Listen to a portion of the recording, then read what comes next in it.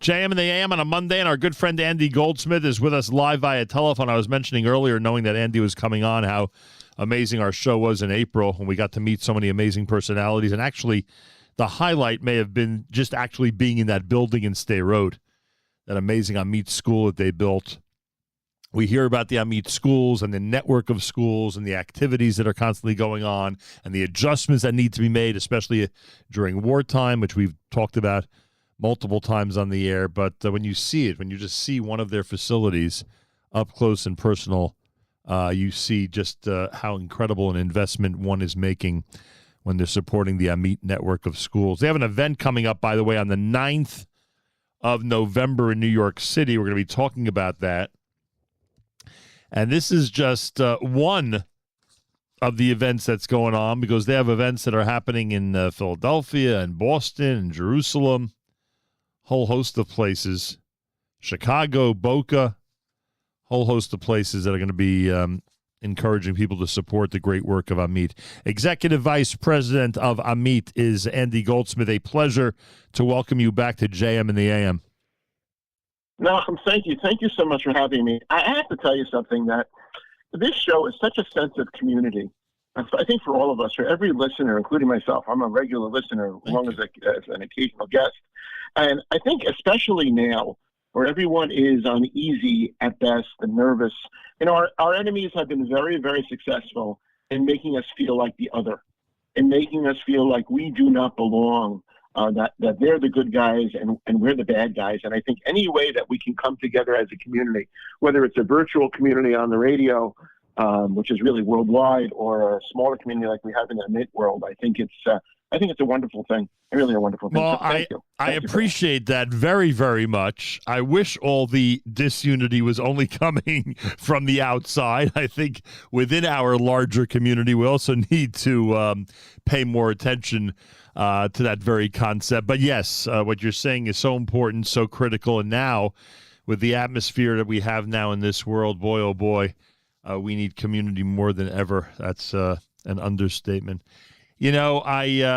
I was thinking the other day, because many of us have friends and relatives in Israel, and thank God the school year back at, last month got off to a relatively normal start. I'm not sure I have all my, dates and events completely straight to remember whether there had to be any days off from school or not in September. But it must be an amazing feeling for your colleagues in Israel to at least have what seems to be a majority of normalcy. School that can function, kids and families that can take advantage of their community schools, teachers that don't have to, essentially, that don't have to have, immediate worry about what might be coming around the corner. Am I right about this? Is there a great sigh of relief with the people that you speak to on a regular basis? It's certainly better. I don't think it's 100% there yet. Keep in mind that many are still serving on Miluim. There are many reservists there, and we're still losing soldiers. There's still this quasi time that we're in. I think we all hoped that hostages coming home would be a national catharsis. Right. That we would have this moment of celebration, and then it would be over, and it would be better, and we would be fixed. And the truth is, it certainly was a piece of that. God, Baruch Hashem, they came home. But we're not there yet. And a couple of things to remember. First of all, there's still this kind of time we're in, which we don't really understand. Let's be frank about it. There's still a lot of scary things that are out there. Yeah. A lot of people aren't coming home. There are thousands of wounded soldiers and broken families. I think the best thing for us in terms of the schools is, yes, we're able to operate almost normally. And also, like you mentioned, the immediate trauma of having to go to a shelter every night or 3 times a night or in the middle of a day is less than it was. And the great thing about that allows us to really begin a healing process with our students. I think we get about as good as you possibly could have done during the war, during the 2 years of the war. You saw it for yourself. Your listeners were there. You saw the programs that we do and we're still doing. But now I think when the rubber hits the road is what's next. And I'll tell you, just from personal experience, a couple of weeks ago, a week ago in my shul. I lost a very good friend. His name is Arthur Fisher. He sat next to me in shul for 27 years. And just out of the blue, he had a heart attack and passed away. Lovely person, really salt of the earth kind of person. And you see people's reaction when there's a sudden loss. Immediately everyone wants to help. Everybody wants to do something. But then as time goes on, that shock wears off and the people who want to help kind of disappear into the background, and there are fewer and fewer people there. I think what's different about AMIT is certainly in the communities that you see that we are a part of, is that we were there before the war, we were there during the war, and we are going to be there until forever. It doesn't end with us. When you're raising children like we do, you raise them until adulthood, and then you enjoy the fruits of your labor. That's kind of where we are right now with the students. Well, first of all, I'm glad that you took my tremendous optimism and gave it a little bit of a reality, because I think you're right. I think it's a mixed bag. All the good things, the sigh of relief, the getting back to normalcy exists, thank God. But at the same time, as you point out, there's so many families that continue to be broken, so many soldiers and others that are continuing to be injured and in rehab. And both families and communities continue to suffer for those reasons and others in Israel. So I think you're right. It's a mixed bag, and it's important to keep that in mind. You have gone ahead and announced many, many major events are going to be happening over the next few weeks, including Sunday, November the 9th, something called Extraordinary Times, Extraordinary Leaders, AMIT's 2025 national event. Again, it's happening on November the 9th. It's going to be at the Museum of Jewish Heritage, downtown New York City. And why don't you tell us about this? Tell us about why this is such an important event, and tell us about some of the people you're going to be recognizing that evening. Well, I'll tell you, I was utterly wrong about this. I thought that after COVID, people were done with events. People were doing virtual events. No one was going to come out again. And what I've seen is actually the exact opposite. November, we don't have time to have a cup of coffee in November. We've got events happening all over the place. And I think the important part of it is people want to come and they want to get together. They want to be with other Zionists, and they want to feel good about it. They want to feel good, and that's what we do, really, at the events that we're having. Years ago, and probably still today, there are some organizations that have dinners that really border on cruel and unusual punishment. You charge people a lot of money, you put them in a room, and you make them listen to 40 or 50 speeches that nobody wants to hear, and it's just mean. I mean, it's really mean. So we don't do that at all. Our programs are totally different. They're like the way we try to educate our students. You want the student to want to learn the lesson. We want our people to want to be in the room. So we design our programs entirely differently. They become shows and moments where people can come together and celebrate that what we've done. So we have 5 events, major events coming up. The first begin in New York and Philadelphia, Twin Cities on November 9th. Really extraordinary evening. And the reason it is, as I mentioned, we've been made to feel like the other here. And I felt it was important to bring in someone who wasn't typical, from the United States, who was able to say that, no, Israel are the good guys here. You're right. So we were able, through a really happy circumstance, to make a connection with General Michael Kurilla. Now, that's not a name most people are not going to recognize. He was the commander of the U.S. Central Command. Now, if you remember, in April and in June and October, when the Iranians launched their hundreds of missiles and hundreds of drones at Israel, it was absolutely frightening time. I think it was the first time, someone in the audience may correct me on this, where U.S. forces actually actively defended Israel, actively defended. I'm not talking about diplomatically or economically. And under his command, they shot down something like 300 incoming projectiles many, many times. And he just retired a month ago. He's a 4-star general. He's going to come. He's going to be with our people. He's going to speak. We also bringing in, wonderful kids. One of the films that we created talks about, the Israeli Air Force's reaction during the war, and we're bringing in our AMIT students who were pilots during the Iran War, our AMIT students who were the mechanics for the planes during the Iran War, our AMIT students who were the cooks of the air bases in the war, really to show the breadth of the AMIT network.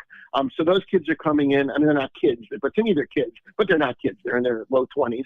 And we made a film about them, about what they did and how they did and how the AMIT values that they learned really were put forward in the greatest test possible, which is combat. So that's going to be an extraordinary moment for us. We have some great people that we're honoring. Norma Holzer, who many in the audience know. Norma is the first lady of AMIT. She was our 17th president. And she really is just an extraordinary person. I'm sure many people in the audience know who she is. I call her our first lady. She is the president's president, so she's going to be one of the honorees. Daniel and Alana Miller are going to be joining us as honorees as well. Really wonderful people. Daniel introduced us to the idea of Bitcoin. We had no idea what it was until he called us up one day and said, "Hey, you guys should be taking this," and really got in our faces in the best way about it and really changed the way we do business. And then finally, we're going to be recognizing Shella Safra. As you know, we're building this incredible campus on Kfar Bacha. It's the biggest project that we've ever done, the Gable and Strauss family campus in Kfar Bacha. It's a $70 million project. And the Safra Foundation is dedicating the athletic center. So we're going to recognize them that night. So it's going to be a great night, but it's not going to be boring. It's going to be fun. It's going to be meaningful. It's going to be moving.